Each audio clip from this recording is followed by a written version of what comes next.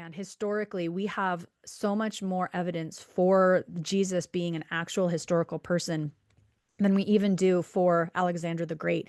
We have 9 documented references to Jesus within the first century or so of his life, as opposed to Alexander the Great, who we have one document regarding, and that was written 500 years after his death. And so nobody really ever questions whether Alexander the Great was a historical figure, right?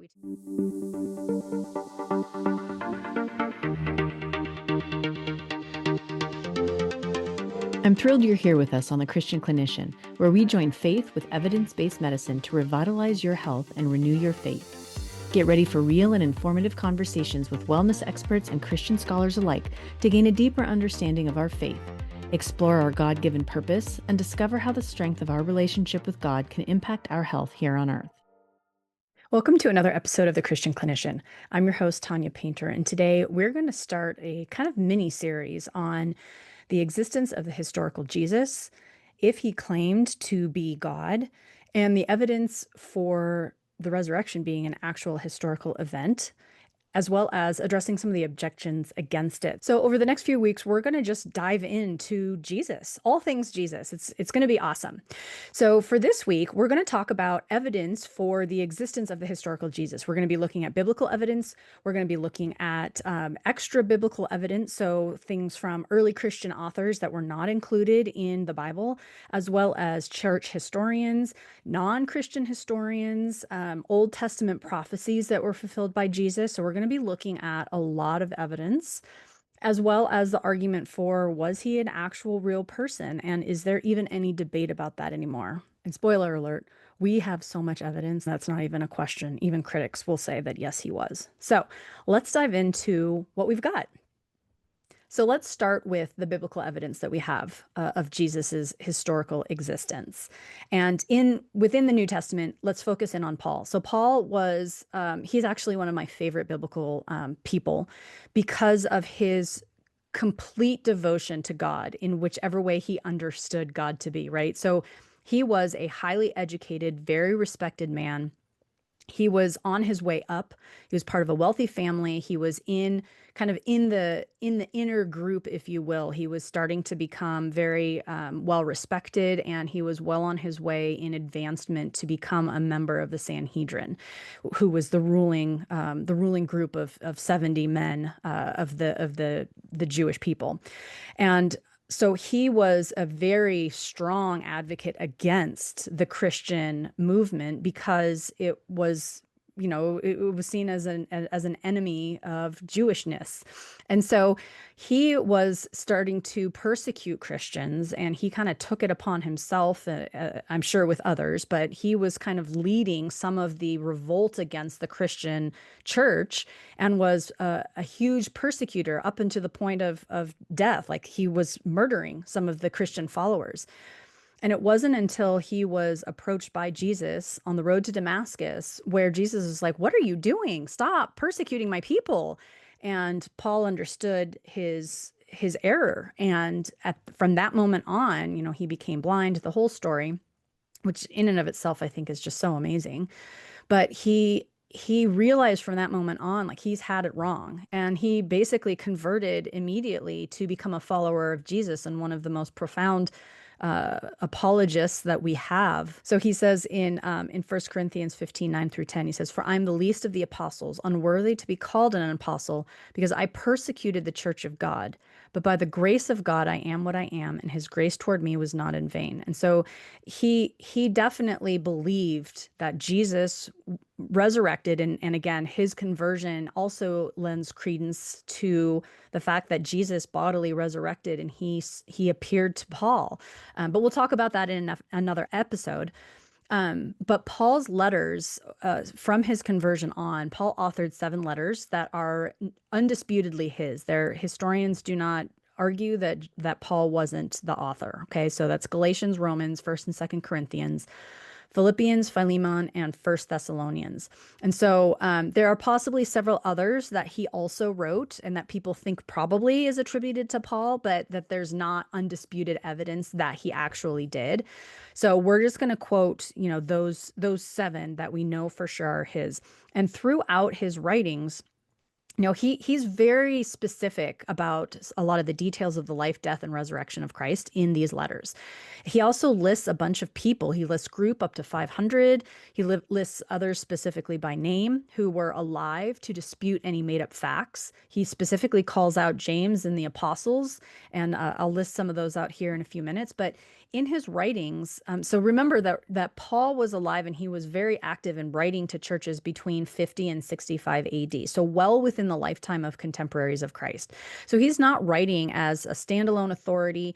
He's actually calling out by name disciples and other followers of Jesus, and was writing to specific people about specific people who knew Jesus. And they all could have contested Paul's writings if he were reporting anything inaccurate.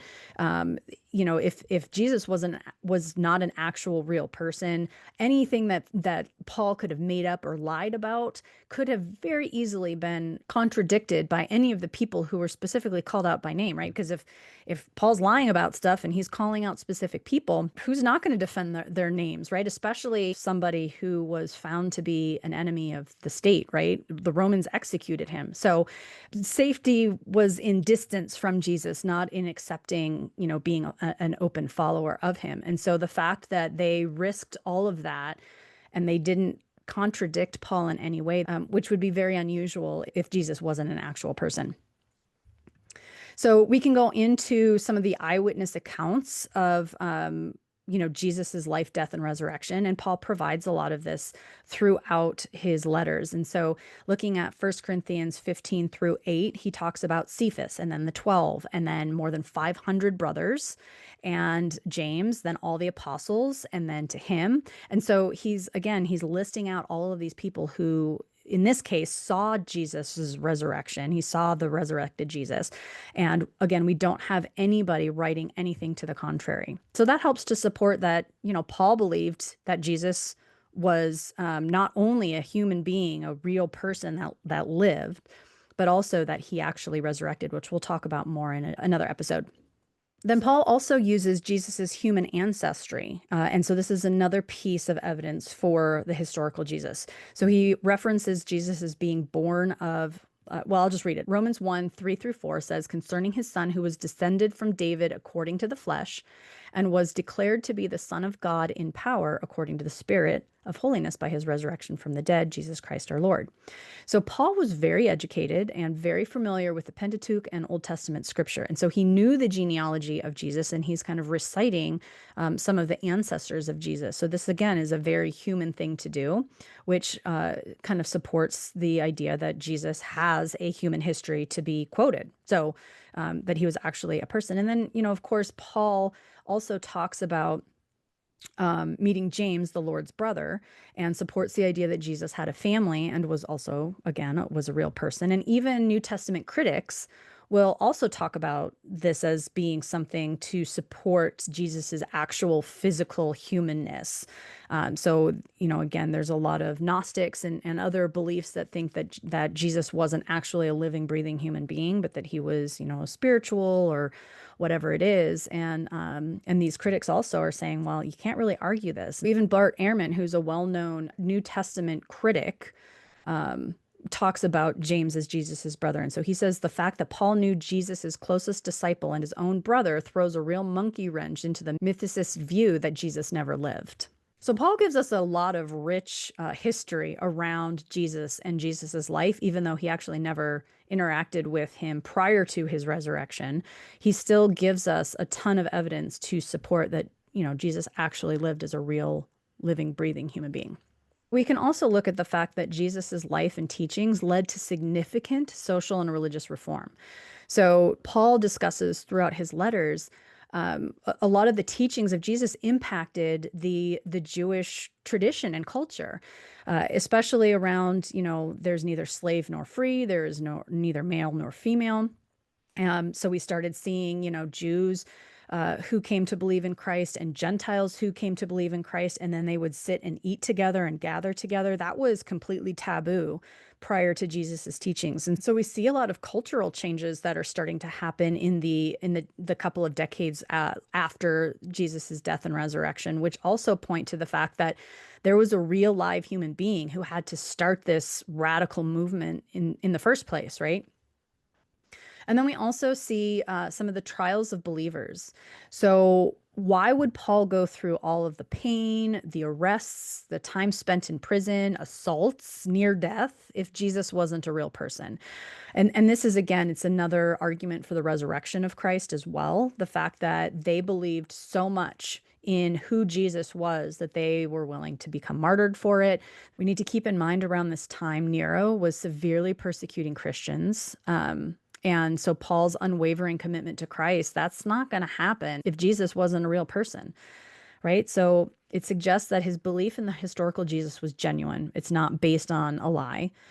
The radical perspective points to a strong belief in a man who was God, not just a human being that they followed. And the fact that they didn't back down in their declaration of the gospel in face of conflict and jailing and threats and all, stonings, all of that is, again, further evidence of their conviction of who Jesus was.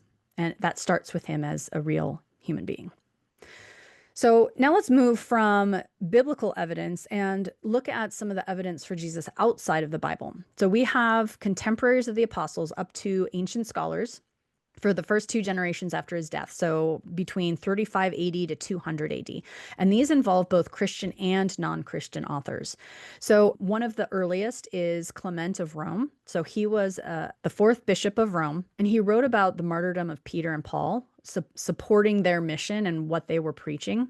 And he provides early evidence of a Christian tradition. And this is all really important for understanding that this was a very early on establishment of the creeds that Christianity grew into, right? And so this is really good evidence outside of the Bible itself, showing how these doctrines changed society and changed their understanding of not only Jewish culture, but just culture in general. Then we have Papias, 60 to 130 AD, and he was possibly connected to John the Apostle as a follower. His original works have been lost, but we know him through writings of other early church fathers, Irenaeus and Eusebius, and he's described by these historians as an early Christian author. So there may be some connection between John the Apostle and Papias. So this is completely outside of the Bible, but they were also early followers within the first generation after Jesus's death and resurrection.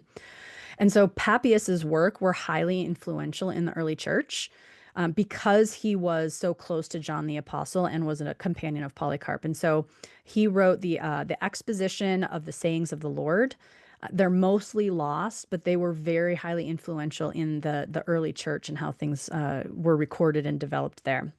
And then a Jewish historian, Josephus, he writes, so he's not even a Christian, so this is a non-Christian writer, but he writes, at this time there was a wise man called Jesus. He was truly the Christ. And so that was in his Antiquities. And then we have Ignatius, who was another disciple of the Apostle John. He was also a bishop, and he frequently mentions Jesus in his writings and refers to him as a real person who suffered under Pontius Pilate. So we have some of those writings as well. And then we have Clement of Alexandria. So he references the teachings in the Acts of Jesus. There's Tertullian, who argues for the reality of Christ's incarnation, his life, death, and resurrection as historical events that are essential for salvation. And then Hippolytus of Rome. So he addresses heresies that were faced by the church during his time. And so he was alive between 170 and 235 AD, roughly. And so he really talks about he addresses and rebuts the doctrines of various groups at that time, including the Gnostics and some Greek philosophical ideas that had kind of influenced these groups and some false teachings. And it's important for our theology as well as documenting the interaction between early Christianity and Greek philosophy and on the internal disputes that were going on within the church. And so Paul wrote a lot about the false teachers and, being discerning and understanding who Jesus was, and not that he was just some spirit that came down to earth and all of that. Like Paul addressed all of that in his letters, right? And so we're seeing some of these ancient authors that were also talked a lot more in depth about that, and understanding some of like the persecution of the church was happening from a physical standpoint where they were being killed for their faith. But then on top of that, they also had that sneaky infiltration of these false teachings about who Jesus was. And they were all very clear, like, no, no, Jesus was a historical, alive person who had flesh and bone and blood, and he breathed and he died. And then he also rose up again. And then his flesh and bone and blood and body was here physically on earth for us to touch. And then he left. And so we actually have extra biblical accounts of all of these things as well from some of these early authors. And again, this is less than 100 years after Jesus was gone, after he was killed and resurrected. And so we need to take into account how early a lot of these evidences come into play, because the shorter the time period where we start seeing the biblical accounts rising, the more credence that leads to the biblical accounts that we see. Because so we have other church historians as well. We have Justin the Martyr, we have Quadratus of Athens, we have Eusebius, we have Josephus, as I mentioned earlier. And so these are all, again, they're Christian. Well, Josephus wasn't, but the others were early Christian historians who were writing about the rise of the church, about the persecutions that were occurring, and they were writing in defense of Jesus and who he was historically speaking as well. And so then we have some of the non-Christian historians like Josephus. And so he, basically he was a Jew, but he admitted that Jesus was a real person. And he directly mentions Jesus and his death. So he's documenting Jesus as a historical figure. And he was born in 37 AD, from 37 to 100 AD. So he was born after Jesus's death and resurrection. But he's documenting the fact that, this was a real person.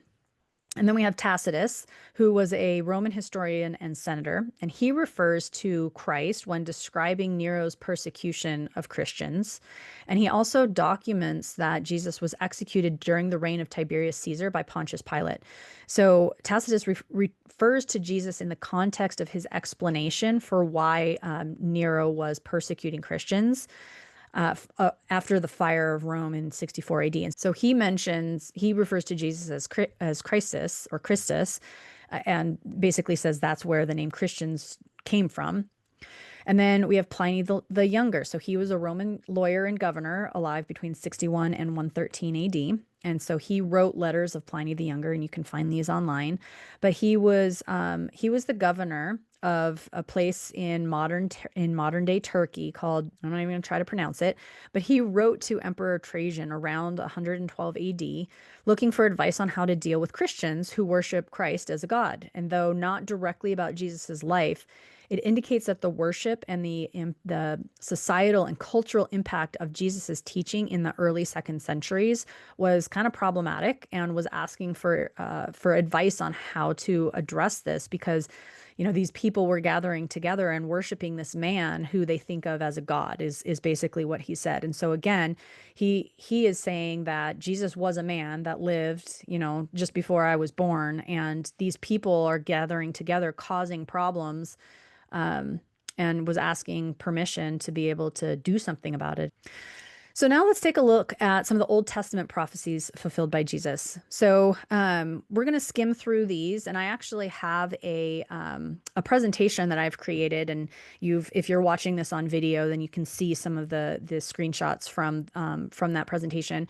And I'm going to kind of briefly run through these for the sake of time, but you can feel free to download that and have some of these references for you as well.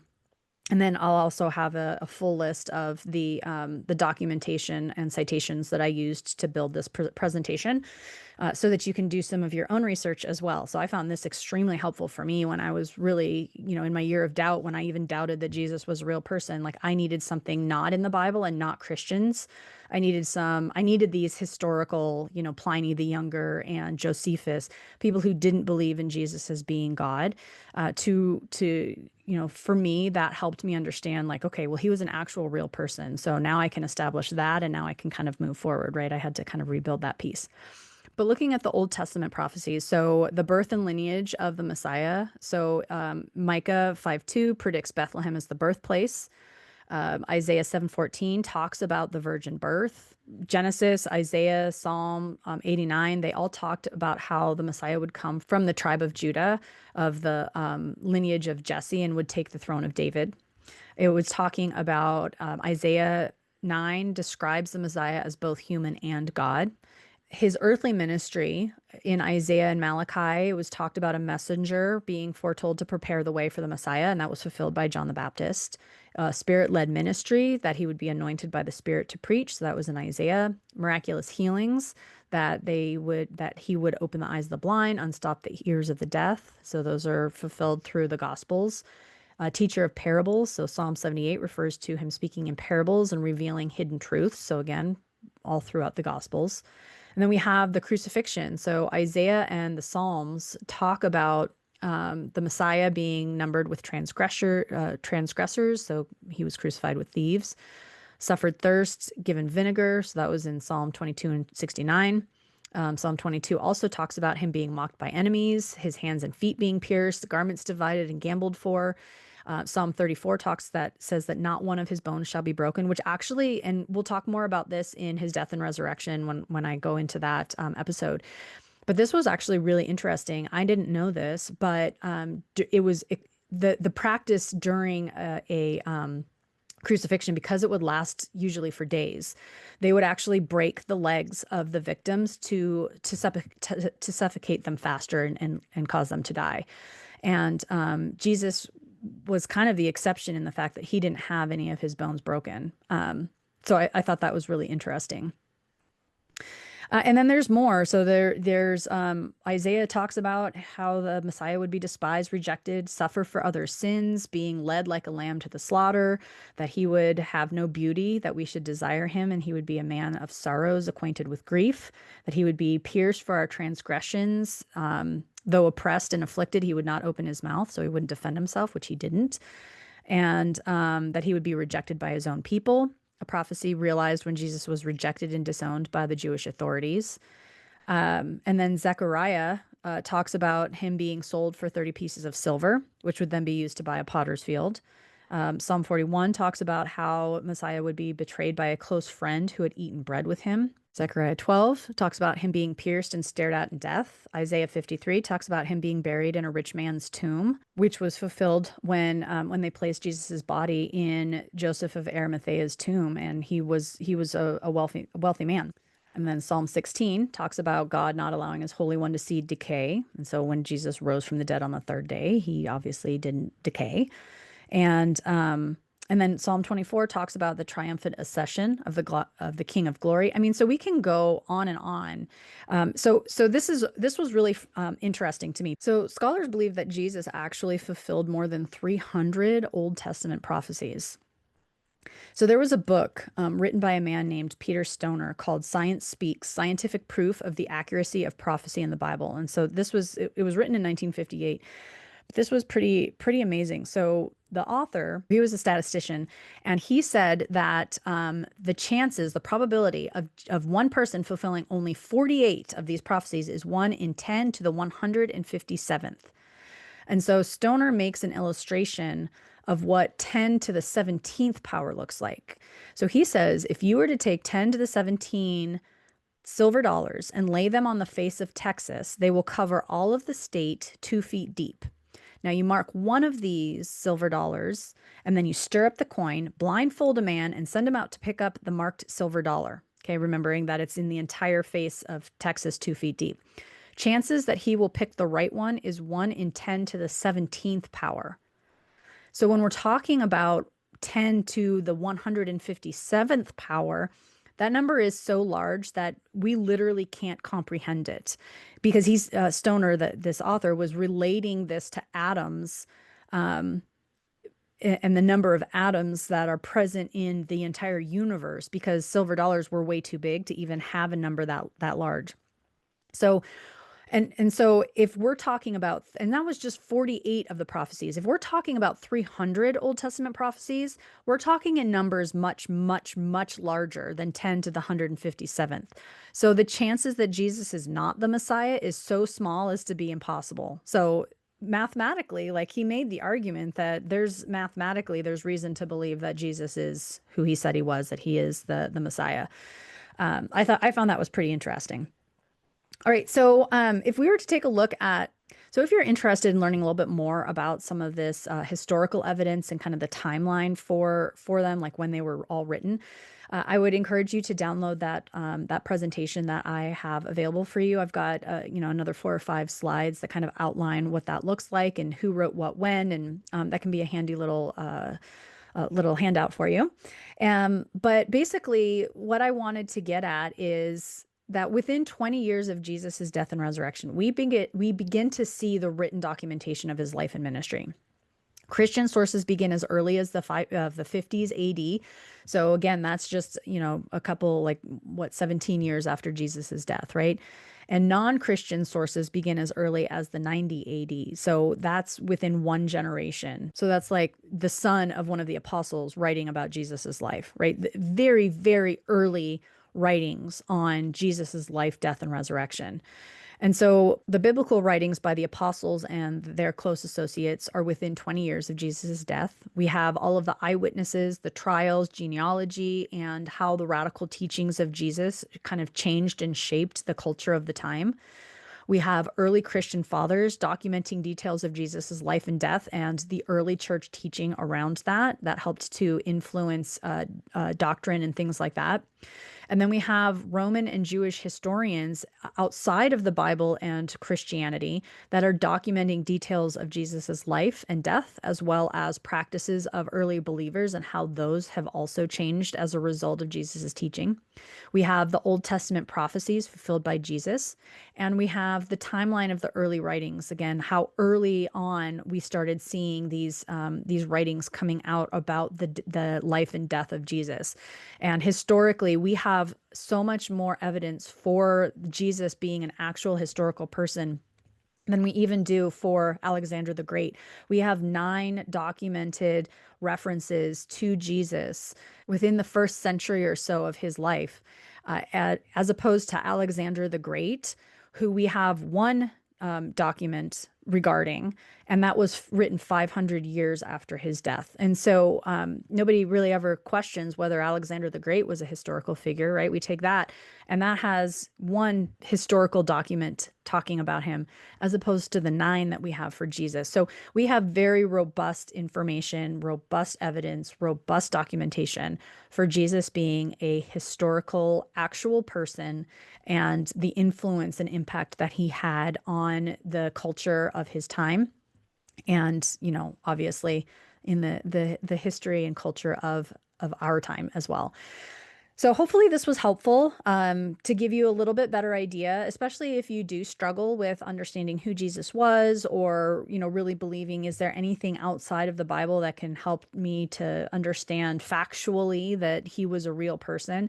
There is, and I encourage you to look at it, because reading, it's not a huge, long dissertation by some of these writers, right? Pliny the Younger and Josephus. There's smaller blurbs, but the fact that he's in there and he was worthy enough, had a great enough impact at that time, right after his death, to be included in some of these writings is, that's a world of information that we have there, especially when writing was, very scarce, right? There weren't a lot of books, there weren't a lot of things being published at that time. And so to have any kind of influence, to be included in some of these historical documents, 9 just kind of blows me away. So I hope that does give you a little bit more information. And again, in that presentation and in the show notes, I have some of those resources that you can take a look at if you want to kind of dig deeper on your own. And please feel free to share this episode with a friend or somebody else who might be interested in hearing a little bit about some of the historical documentation that we have for Jesus being a real person. I'd like to take this minute just really quickly. If you have been listening to this podcast and you enjoy it, I have a request from you. I would love for you to take a minute to give me a review on Apple Podcasts, if you will, or Spotify, whatever you're listening to. That helps to give credibility to my podcast and says that people actually listen to it. And then that tells the platform that maybe more people would like listening to it. So you can be a part of this project, the Christian Clinician, by giving me a quick review and letting people know what you think about it. I appreciate you so much. So next week, I have a treat for you. Dr. Mikel del Rosario just wrote a book about Jesus and his claims to be God. So I've heard this a lot from people saying, well, Jesus never actually claimed that he was God.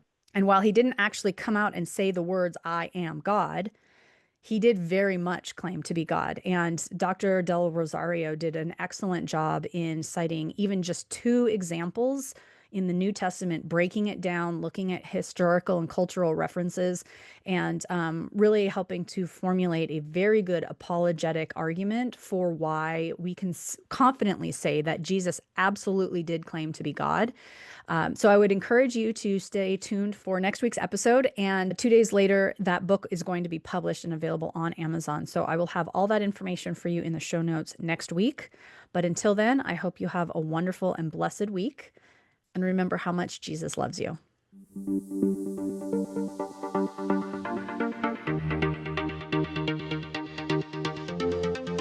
Thank you for listening to our podcast. Please subscribe for more topics like this, where we focus on bringing our faith and health together for a whole you.